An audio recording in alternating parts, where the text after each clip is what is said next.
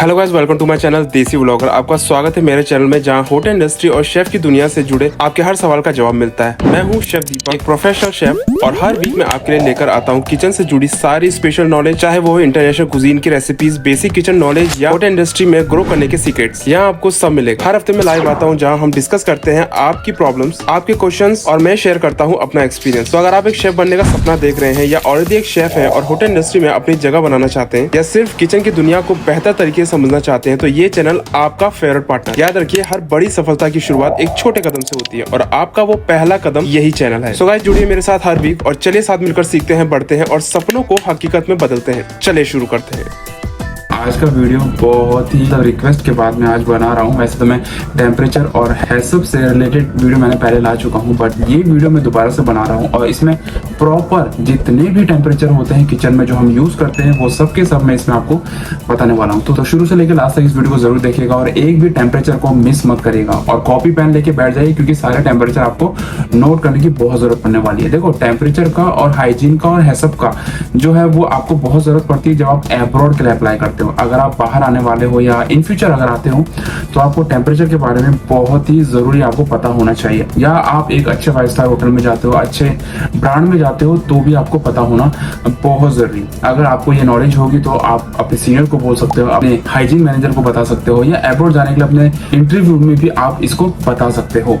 तो इस चीज की नॉलेज बहुत जरूरी, इसके लिए मैं आपके लिए वीडियो लाया हूँ। इस वीडियो को शुरू करते हैं फटाफट से। बट अगर आप इस चैनल में नए हैं तो सब्सक्राइब कर लीजिए, क्योंकि मैं इस तरह की इन्फॉर्मेशन और नॉलेज आप लोगों के लिए लाते रहता हूँ इस चैनल पे। और अगर आपने इंस्टाग्राम पे फॉलो नहीं किया तो फॉलो कर लीजिए, जो कि है देसी ब्लॉगर। सबसे पहले शुरुआत करते हैं चिलर के टेम्परेचर से। तो चिलर का जो टेम्परेचर होता है वो होता है 0 to 5 डिग्री। वैसे अगर चिलर का टेम्परेचर कोई आपसे पूछे तो आप बिलो 5 डिग्री बोल सकते हो, या तो 0 to 4 डिग्री बोल सकते हो। तो फ्रीजर का टेम्परेचर होता है -18 डिग्री, और या तो इससे बिलो होना चाहिए, जैसे -19, -20, इससे बिलो कहा जाता है। ठीक है, अगर ऊपर की तरफ आओगे -17, -16, तो ये क्या होता है, प्लस की तरफ को जाता है, जहां पर 0 होने के बाद 1 डिग्री हो जाता है, तो ये उल्टा है। तो आप बोलेंगे अबव, -18 अबव। उसके अलावा आगे बात करें तो कुकिंग टेम्परेचर, जब हम खाना बनाते हैं, कोई भी हॉट फूड कुक करते हैं, तो उसका टेम्परेचर आपका 75 डिग्री और उससे अबव होना चाहिए। इसके अलावा बात करें हम रीहीटिंग की, रीहीटिंग हम खाना कब करते हैं, जब हमारा एलाकार्ट होता है या जब हम बूफे लगाते हैं, तो उस समय आपको काफी सारे खाने जो है रीहीट करने पड़ते हैं। सपोज आपने कोई करी बना के रखी हुई है, आप उसको दोबारा गर्म कर रहे हो, तो इसे कहा जाता है रीहीट। टेम्परेचर सेम कुकिंग की तरह होता है, 75 डिग्री और अबव। उसके अलावा बात करें अगर बॉइलिंग की, तो बॉइलिंग अगर आप किसी पानी को बॉयल कर रहे हैं, कोई भी ऐसी चीज अगर आप यूज कर रहे हैं जो कि आपको पानी को बॉयल करके गर्म करके आपको कुक करना है, तो उसका टेम्परेचर होता है आपका 100 degree Celsius. Boiling temperature 100 degree maximum होता है, इसके ऊपर कोई टेम्परेचर नहीं होता है। तो जब हम किसी चीज को डिफ्रोज करते हैं, डिफ्रोज मतलब जब आप किसी चीज को फ्रीजर से निकालोगे, फ्रोजन चीज को फ्रीजर से निकालोगे, और अगर आप उसको डिफ्रोज करने के लिए रखोगे, तो उसे कहा जाता है थॉ करना। अब थॉ 2 तरीके से होता है, एक रनिंग वाटर में अगर आपको इमरजेंसी है, और एक चिलर के अंदर। चिलर के अंदर अगर डालोगे तो उसका टाइम अलग होता है, और अगर रनिंग वाटर में डालोगे तो उसका टाइम टेम्परेचर अलग होता है। अगर बात करें थॉ की, अगर आप चिलर में रखने वाले हो तो 72 आवर मतलब 3 दिन के अंदर आपको उसको हॉबी करना पड़ता है, और उसके बाद आपको गैस तक उसे देना पड़ता है। 3 दिन उसकी मैक्सिमम वैलिडिटी रहती है, उसके बाद आपको उसको थ्रो करना पड़ता है, डिस्कार्ड करना पड़ता है। इसके बाद अगर हम बात करें रनिंग वाटर की, तो रनिंग वाटर में अगर आप किसी फ्रोजन चीज को डिफ्रोज कर रहे हो, तो 21 डिग्री या बिलो होना चाहिए। 21 डिग्री से ऊपर मतलब 22, 23 ऐसा नहीं होना चाहिए, क्योंकि जो पानी होता है उसका भी एक टेम्परेचर होता है। तो गर्म नहीं होना चाहिए पानी, गर्म मतलब 21 के आगे तो होना ही नहीं चाहिए। 4 घंटे के अंदर आपने उस चीज रनिंग वाटर में डाल के आपको गैस तक सर्व करना है उस खाने को, मतलब 4 घंटे की वैलिडिटी उसकी होती है। इसके अलावा अगर बात करें हम ब्लास्ट चिलर की, जब हम किसी खाने को कुक करते हैं तो उसके बाद हम उसको ब्लास्ट चिलर करते हैं, उसको ठंडा करने के लिए, जिससे कि जितने भी बैक्टीरिया है या उसमें जो भी अगर बैक्टीरिया बचे होंगे तो वो सो जाए। चिलर के अंदर क्या होता है, बैक्टीरिया सो जाते हैं, ग्रोथ नहीं करते हैं। बैक्टीरिया किल कब होते हैं, जब उनको कुक करते हैं। कुक करते हैं किसी भी खाने को, तो बैक्टीरिया ऑलमोस्ट किल हो जाते हैं, मगर नॉट 100%। Always remember. अगर हम बात करें ब्लास्ट चिलर की, तो ब्लास्ट चिलर का जो टाइम और टेम्परेचर होता है वो होता है 90 मिनट, मतलब 1.5 घंटे के अंदर आपको किसी भी चीज को 0 to 5 डिग्री तक लाना होता है।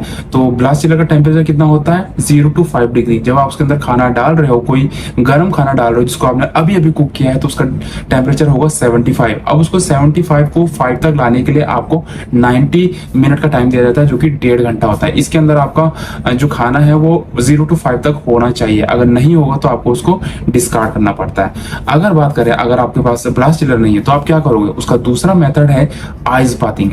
आप खूब सारा आइस लेते हो, एक बकेट में डालते हो और उसके बीच में अपने खाने को उसके बीच में डालते हो, जिससे कि चारों तरफ से आइस डला हुआ रहता है और आपका खाना फटाफट से ठंडा होता है। बट इसकी भी एक टाइमिंग है, इसका भी एक टेम्परेचर है, मतलब एक टाइमिंग के लिए आपको उसको रखना पड़ेगा। ये नहीं कि आपने आइस के अंदर डाला 24 घंटे तक उसको आइस के अंदर ही डाला हुआ है, आपका ब्लास्ट चिलर काम नहीं कर रहा है, ऐसा नहीं।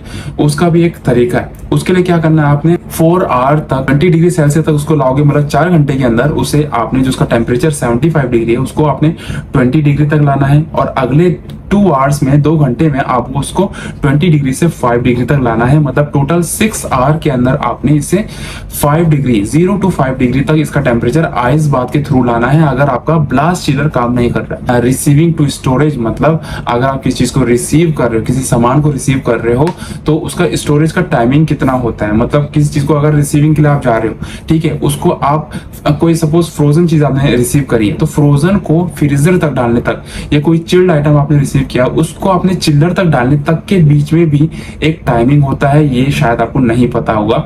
ये जो टाइमिंग होता है वो होता है 15 मिनट का। 15 मिनट के अंदर आपने किसी चीज को रिसीव करके चिल्लर के अंदर तक पहुंचाना होता है। 15 मिनट नोटेड। अब यहाँ पर हम बात करते हैं रिसीविंग। अगर आप फ्रोजन आइटम की कर रहे हो तो कितने टेम्परेचर तक आपको उसको रिसीव करना है। क्यों? क्योंकि सपोज करो आप किसी फ्रोजन आइटम को रिसीव कर रहे हो तो फ्रोजन का टेम्परेचर कितना बोला, -18।